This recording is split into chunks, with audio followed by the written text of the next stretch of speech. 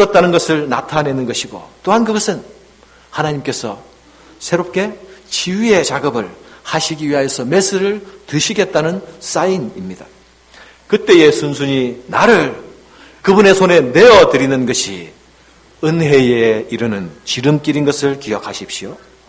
선포하는 말씀 앞에서 끝없이 자신이 빠져나갈 예외적인 길을 찾고 있거나, 아니면 말씀의 부당성을 찾고 있거나, 적어도 이 말씀은 옳은 말씀이지만 적어도 내게는 해당되지 않는 말씀이라고 피해가거나, 이 남편은 이 말씀은 좋은 말씀이니 내 남편이 들어야 하고 내 아내가 들어야 하고 또 모 집사가 꼭 들어야 한 말씀이라고 하는 것은 말씀의 화살을 비켜가기 위하여서 몸부림치는 자기 몸부림이라는 것을 기억하십시오. 그러나 여러분, 하나님의 말씀이 우리를 부담스럽게 하실 때에, 우리로 몸부림치게 하실 때에, 그때가 우리가 은혜 가운데로 들어갈 때이라는 것을 기억하십시오. 우리는 그때를 놓치지 않고 바른 반응을 통하여서 은혜의 빛 가운데로 들어가야 합니다.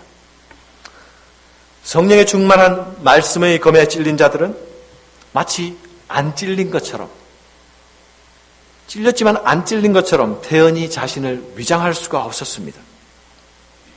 그 앞에 굴복하는 것으로 자신을 표현하든지 아니면 그 앞에 대항하는 것으로 그 찔림을 표현하든지 둘 중 하나의 모습을 취할 수밖에 없었습니다.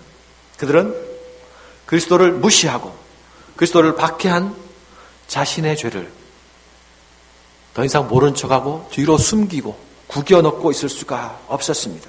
그래서 그들은 사도들에게 물어봅니다. 형제들아, 우리가 어이할꼬. 이 말을 누구에게 하고 있는 것입니까? 지금 그 말씀을 선포하고 있는 베드로와 11 사도를 향해 묻고 있는 것입니다. 이 반응은 자신들 앞에 선포된 말씀에 대한 이상적이고 점잖은 반응이 결코 아닙니다. 이 반응은 말기 암 환자가 의사로부터 당신은 이제 더 이상 가망이 없으니 집으로 돌아가 쉬십시오 라고 할 때에 그 의사 바지가랑이를 붙들고 제발 살려달라고, 무엇이든지 다 할 테니까 살려만 달라고 하는 절규와 같은 반응입니다. 사랑하는 여러분, 능력 있는 말씀의 선포 현장에는 이러한 절규의 반응이 나타납니다. 여러분들은 조나단 에드워드라는 설교자 이름을 들어보셨을 것입니다. 그가 한 유명한 설교 가운데 하나님의 진노의 손안에 들어있는 죄인들이라는 설교가 있습니다. 그는 이 설교를 촛불 아래서 조용히 읽고 있는 가운데 그 설교를 듣고 있는 청중들에게서 어떤 일이 일어나고 있는지 모르며 계속 설교하고 있었습니다. 그런데 이 설교를 듣는 청중들이 자신들이 정말 하나님의 진노의 손안에 들어있다는 사실을 깨닫게 되며 그 사실이 자기 안에 살아오르기 시작하자 앉아서 예배하던 자들이 그 자리에 앉아있지 못하고 쓰러져 뒹굴며 신음하기 시작했습니다. 예배 좌석이 소란해지기 시작하니까 원고를 들고 읽어가던 조나단 에드워드가 강단을 치며 여러분 조용히 하십시오 라고 하고 계속 설교해 나가기 시작했어요.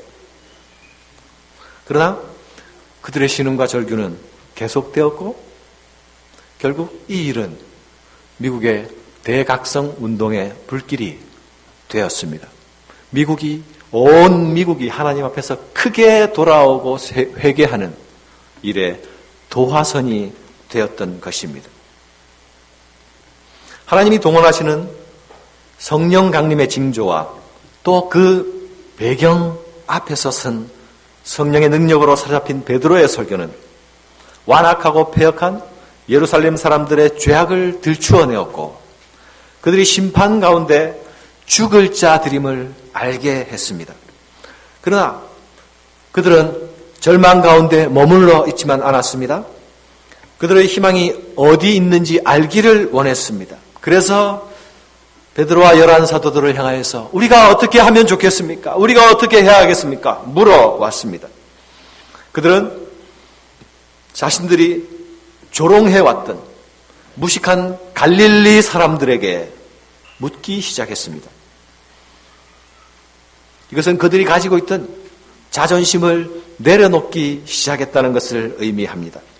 조롱과 무시의 대상인 그들을 향해서 이제 자신들의 살 길을 알려달라고 요청하는 사람으로 그들에게 말하고 있는 것입니다. 그들은 당당하던 자신들의 종교적 자부심을 내려놓고 겸손히 구원의 길을 찾고 있습니다.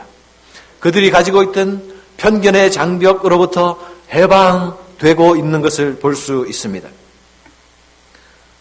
사랑하는 여러분, 우리는 모두 우리들 자존심의 노예들이고 자기 편견에 사로잡혀 있는 노예들인 것을 아십니까?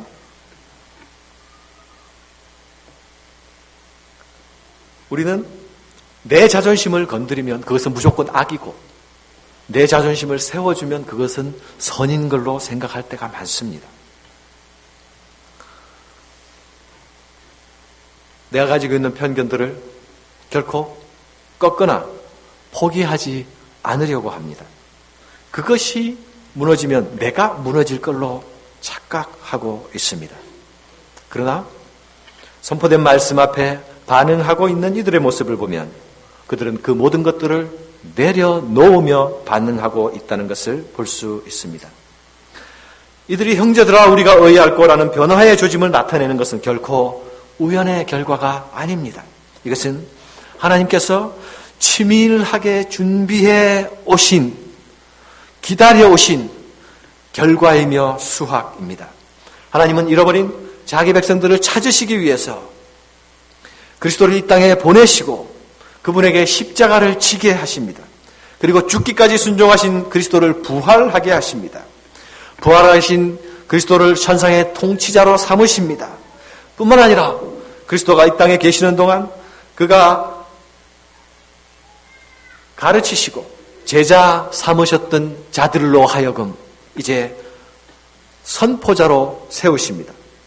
예수를 따르고 배우며 훈련한 자들이 이제는 성령의 인도 가운데 하나님의 일과 하나님의 마음을 선포하는 자로 서게 되는 것입니다.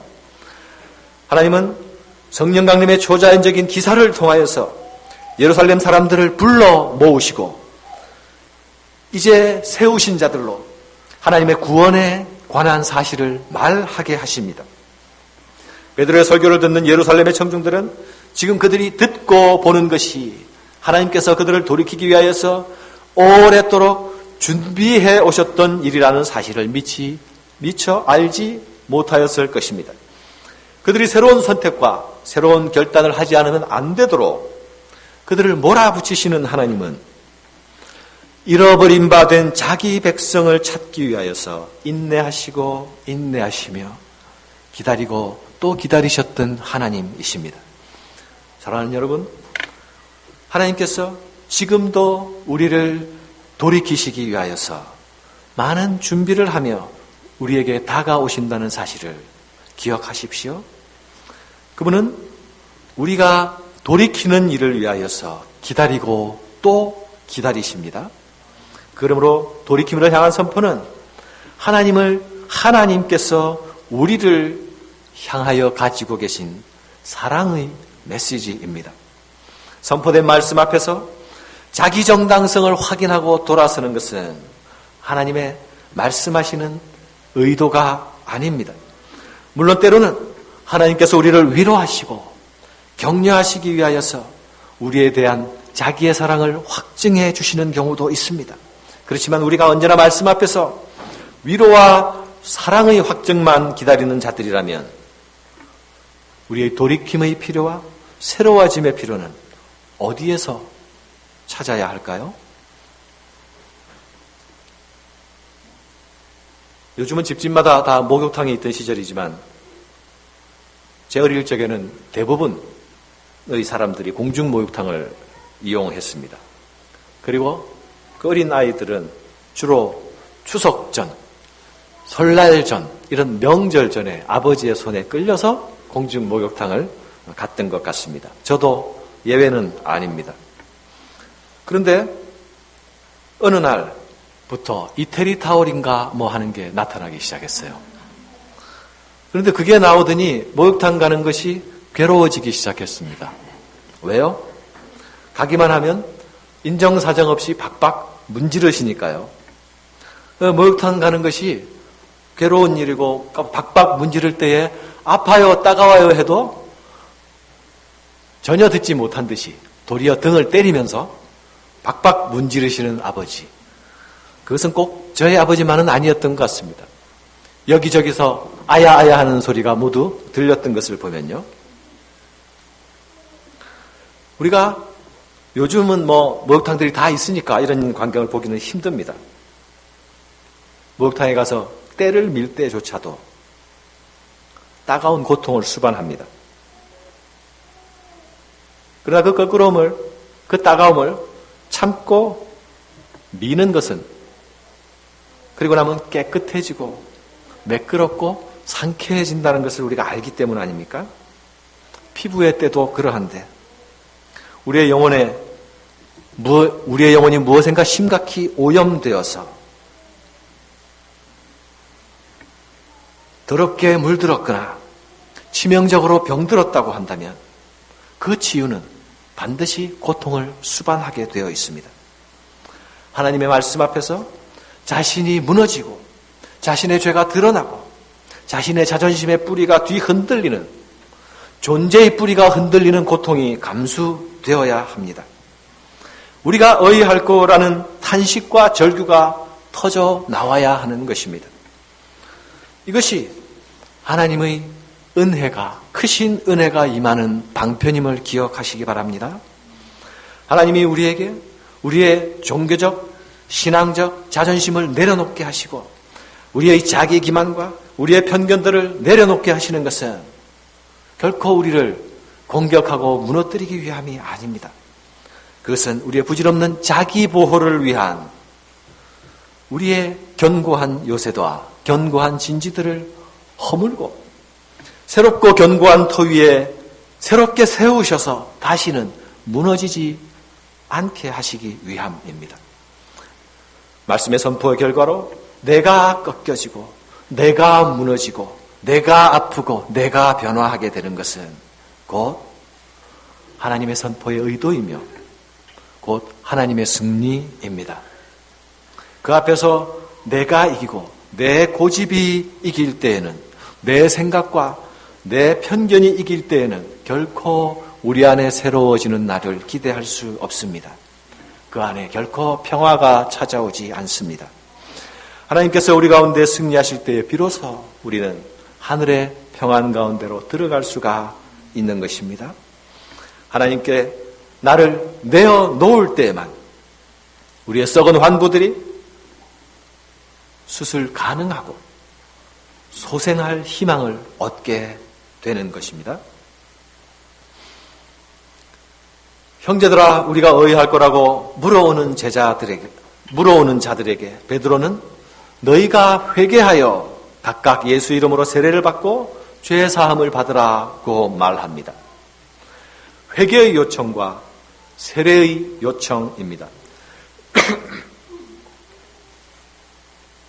또 여기서 한 가지 약속을 부과합니다. 그리하면 성령을 선물로 받을 것이라고 말합니다.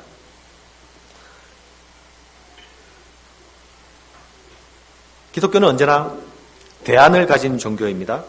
기독교는 인간의 죄와 부패를 고발하는 것으로 끝나지 않습니다. 그 멸망의 자리에서 어떻게 희망 가운데로, 어떻게 생명 가운데로 나올 수 있는지에 대하여서 말해 줄 수 있습니다. 어찌할꼬 하는 사람들을 향해서 무엇을 해야 할지 알려줄 수 있는 곳이 교회여야 하며 그리스도인이어야 합니다. 베드로는 제일 먼저 그들에게 회개의 요청을 하고 있습니다. 회개가 무엇입니까? 회개는 눈물, 콧물 흘리는 감정을 이야기하는 것이 아니라 그것을 동반한 결단의